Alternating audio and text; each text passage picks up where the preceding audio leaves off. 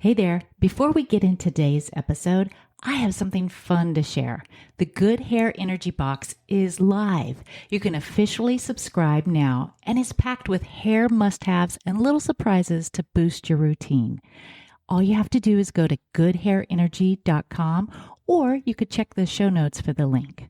If you've ever styled your hair and felt cute for say 11 minutes, then watched it fall flat before you even left the house, this episode is for you.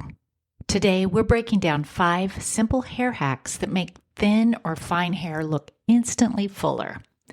And a quick reminder, if you want my go-to panic-proof hair fixes for volume, frizz, flyaways, and last-minute hair emergencies, you can go grab my Good Hair Day emergency kit, totally free. The link is in the show notes. All right, let's get into it. Hi there, and welcome to All About Hair with Denise. If you love great hair, real advice, and that feel-good kind of encouragement, you're going to love it here. I'm Denise, and every week we're talking hair care, confidence, simple beauty routines, and the kind of personal growth that feels doable. Let's get into it.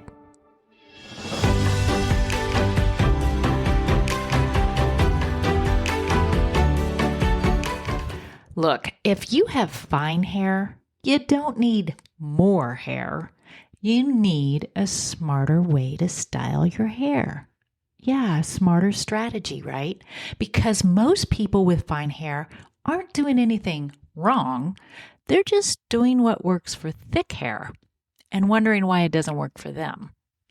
Look, the goal isn't perfection. It's just fuller looking hair that holds up in real life. So that's what we're going to talk about today. How do we go about doing that? The biggest frustration with fine hair is this. It can look amazing for 5 minutes and then it just collapses, right? I get it. I got fine hair and it's kind of a struggle sometimes. And it's not because your hair is bad. Fine hair is simply lighter, softer, and it gets weighed down faster. So what we need are hacks that create the illusion, creates lift, creates structure without needing a million products.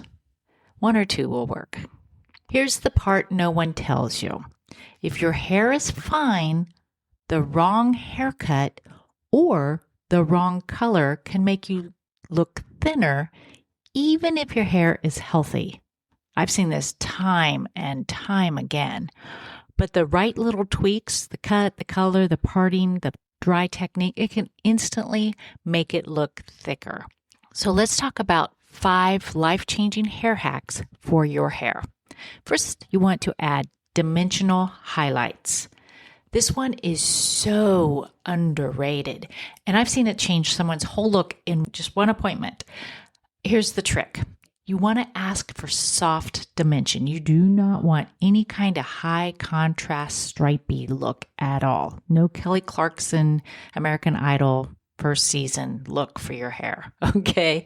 You want to ask for soft, subtle highlights. And I'm talking if it's highlights or lowlights, you don't want to stray more than, say, 2 levels lighter or 2 levels darker than what your natural level is. We're just trying to create the illusion of soft dimension. You want to think natural movement and you want to add shadow. This is a trick that I use. I always use a shadowing technique in the back under the O-bone. So if you're a stylist listening to this, or you could tell your stylist this, that you heard this, here's what I do. If I'm going to put low lights, or heck, even if somebody just wants highlights in their hair, I always go in with about 2 tones darker from the O-bone down, and I put low lights only in that area. I might put a few low lights sporadically throughout the rest of the hair, but I'd never ever highlight underneath. What this does is it creates the illusion of depth in your hair. It's almost like looking into a swimming pool. When it's all one color, you don't know what the depth is, right? But if you put something darker underneath, then you can all of a sudden see depth and it looks deeper. Same thing happens with your hair. If you add a deeper color, and I'm not talking that look where it looks black underneath and blonde on top. No, it is really just 2 shades darker than your natural color, or it can be just your natural color. But you do not want to put lightness underneath the layers where the O bone is, the occipital bone, down. Make sure that that looks a little darker, and then you can start creating your highlights around your face and the crown of your hair. That's just what I do. I think it works beautifully. Okay, tip number 2, you make sure that you get a haircut with blunt ends. If your hair is really fine and the ends are wispy, it can look really stringy really fast. Wow, that's a lot of reallys in one sentence. Sorry about that, but it's true. If you get your hair cut with a razor, I probably wouldn't recommend that. And I probably wouldn't recommend a lot of point cutting in the ends either. I've had that done to my hair, and I just lose the structure of my haircut. The tip is you want blunt ends. This works because it keeps that perimeter of your hair looking dense and strong instead of tapered and thin. You can still have softness and movement, but just keep that bottom line solid. I do have a video of this about how to section out the hair to create that bottom solid line. It's basically you want to find the curve of the head. Anything under the curve of the head, or the parietal ridge is what we call it, you do not want to put layers there. You only want to layer, if you're going to get layers, from the parietal ridge or the curve of the head up. Okay, so if you're a stylist, again, if you're listening to this, you want to section off your haircut. Make sure you're only doing a blunt cut underneath the parietal ridge, only layering the top of it. Blunt doesn't have to mean heavy. You don't want just a one length blunt haircut because that just creates no movement at all. You want a little bit of movement because you want that hair to look like it is touchable, livable moves, right? And you want it to be intentional. Okay, here's this third tip. Flip your part.